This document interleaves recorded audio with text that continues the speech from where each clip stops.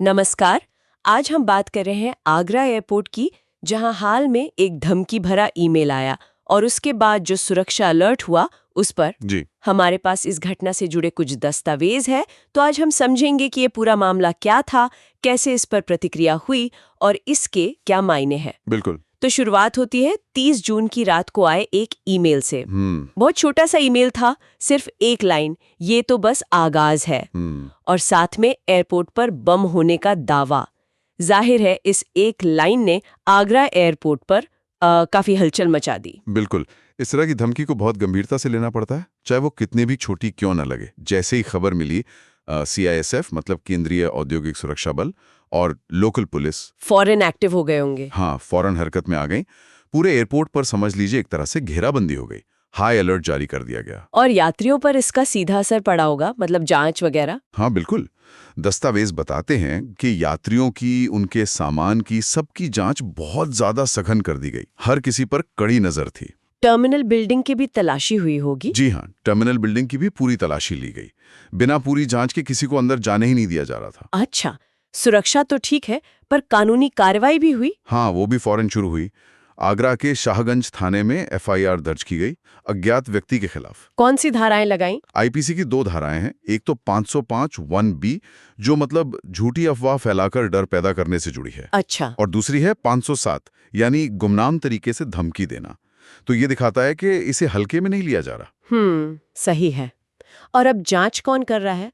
मतलब ईमेल भेजने वाले का पता लगाने की कोशिश। हाँ, वो जिम्मेदारी अब साइबर सेल और UP पुलिस की ATS मतलब एंटी टेररिज्म स्क्वाड के पास है। उनका मेन काम यही है कि पता लगाएं कि ये ईमेल भेजा किसने, कहां से भेजा। लेकिन इसमें कुछ मुश्किल आ रही है, ऐसा सुना है। हाँ, एक पेश है। शुरुआती जांच में ये पता चला है कि ईमेल तो जीमेल अकाउंट से आया है, लेकिन भेजने वाले ने अपनी पहचान छिपाने के लिए VPN का इस्तेमाल किया है। VPN? अच्छा, वो वर्चुअल प्राइवेट नेटवर्क। जी बिल्कुल। इससे क्या होता है कि यूजर का असली IP एड्रेस छिप जाता है और उसको ट्रैक करना फिर बहुत मुश्किल हो जाता है। ये एक चुनौती है जांच एजेंसीज के लिए। मतलब भेजने वाले ने जानबूझकर अपनी पहचान छुपाई है। पर अच्छी बात यह है कि अब तक कुछ मिला नहीं है, मतलब कोई विस्फोटक वगैरह। हाँ, ये सबसे बड़ी राहत की बात है कि पूरी तलाशी के बाद भी कोई बम या कोई भी संदिग्ध चीज नहीं मिली है। चलिए, ये अच्छा हुआ। लेकिन इसका मतलब ये नहीं कि अब सब ठीक है या सुरक्षा में कोई ढील दी जा सकती है। बिल्कुल नहीं। नहीं, वो तो है। एयरपोर्ट पर सुरक्षा अभी भी उतनी ही कड़ी है। बम स्क्वाड पूरी तरह अलर्ट पर है। जो भी स्टैंडर्ड प्रोटोकॉल हैं, SOPs हैं, उनका सख्ती से पालन हो रहा है। और ये बात भी गौर करने वाली है कि आगरा अकेला मामला नहीं है ना? बिल्कुल नहीं। पिछले कुछ टाइम में दिल्ली, मुंबई, भोपाल, यहाँ तक कि गया, पटना, इन सबको भी ऐसे ही धमकी वाले ईमेल मिले हैं। जी हाँ, ये एक तरह का ट्रेंड सा दिख रहा है पिछले कुछ महीनों में। और ज्यादातर मामलों में क्या हुआ कि ये धमकियां बाद में झूठी निकली, मतलब फर्जी थी। लेकिन हर बार तो पूरी मशीनरी को काम पे लगना पड़ता होगा। बिल्कुल, यही तो बड़ी चुनौती है। हर एक धमकी, चाहे वो असली हो या नकली, सुरक्षा एजेंसियों के लिए एक बहुत बड़ा ऑपरेशन बन जाती है। सोचिए, उनके संसाधन, मैन पावर, टाइम, सब इसमें लगता है। हाँ, संसाधनों पर दबाव तो पड़ता ही है और यात्रियों में भी एक डर का माहौल बनता है ना? सही कहा। यात्रियों में बेचैनी फैलती है।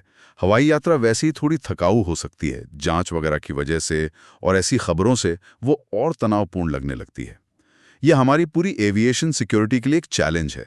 असल में ये सिर्फ एक शरारत नहीं लगती, ये कम मेहनत में सादा असर डालने वाला तरीका बन गया शायद। सिस्टम को डिस्टॉर्ब करना, डर फैलाना। बिल्कुल, ये दिखाता है कि डिजिटल दुनिया के टूल्स का इस्तेमाल करके असल दुनिया में कितनी आसानी से परेशानी खड़ी की जा सकती है। एजेंसियां सिर्फ भेजने वाले को नहीं पकड़ना चाह रही, बल्कि इस पूरे पैटर्न को समझने की कोशिश कर रही हैं।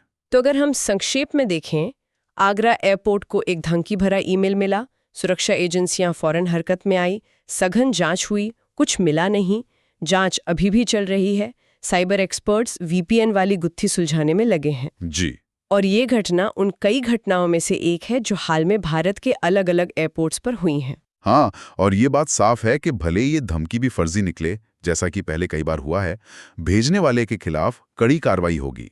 IT एक्ट और IPC के तहत अधिकारी इस मामले को बहुत गंभीरता से ले रहे हैं। ये पूरी स्थिति एक अहम सवाल जरूर खड़ा करती है कि हमारी जो सुरक्षा प्रणालियां हैं, वो इस तरह की जो बार बार होने वाली कम लागत वाली दिक्कतें हैं, जैसे ये फर्जी ईमेल, इनसे निपटने के लिए खुद को और कैसे बेहतर बना सकती हैं। सही बात है। खासकर तब जब उन्हें असली बड़े खतरों के लिए भी हर समय तैयार रहना है।